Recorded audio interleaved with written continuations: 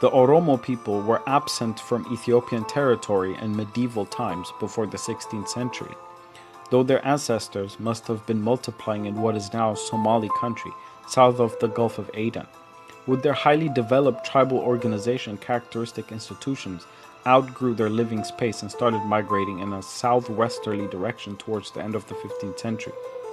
In the 16th century, taking advantage of the universal chaos following the Muslim wars, the war with Graing Ahmed's forces, the Oromos flooded into the southern marches of Ethiopia. As a result of this wholesale immigration, and in spite of the ferocious resistance of various Ethiopian monarchs, the Oromo came to occupy a great part of the plateau as far north as Wallagga, Shoa, and the region of Harar. They also occupied with less difficulty large tracts of the intermediate levels, as for instance the escarpment region of Wallo, where they form a buffer community between the Amhara of the highlands and the Danakil of the desert. As Buxton and other authorities, both local and international, relate, the migration and expansion of the Oromo resulted in the genocide of a significant and massive number of the Amhara population and other indigenous people inhabiting the southern region.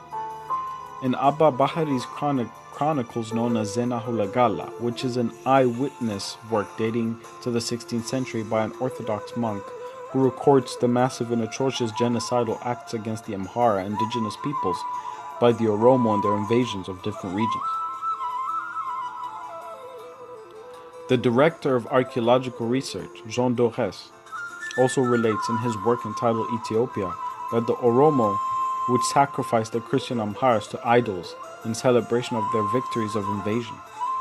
The Emperor Iyasu in one instance would avenge the Amharas which the Boran Oromo had invaded, captured and sacrificed to idols. The Amhara emperors and patriots dedicated their existence to the defense of their kingdom. The highly organized and ruthless invaders would destroy entire cities, massacre the people, loot every treasury, and labor to murder the emperor to conquer the kingdom. The emperors and patriots having to defend their nation against invaders, both progressing from the southern borders, and Graing Ahmed's African and Arab forces would retaliate at equal intensity. Having eventually regained control, the succeeding generations of invaders would ironically become the accusers of the Amhara, pleading to have been subjugated by them. Very few seem to know that the capital city of Gondar was founded as a fortress city by Emperor Fasilides to secure the throne of the Emperor of Ethiopia and protect it from the southern invading Oromo by transferring it to the north to Gondar from Shoa. Fasilides himself was born in Shoa, and his father Susnios, who was captured by the Oromo at 16 and lost his father at their hands while at war with them. The heir of the princes known as Zamena Masafint was 100 years of the nation drowned in utter instability as a result of the constant wars with the expanding Oromos. It is indeed ironic that Amhara patriots are ever painted as subjugators, whereas it is they who have been pushed on their own land and their people who underwent an undiscussed genocide. At last, I will leave you with a quote by Emperor Libna Dingle.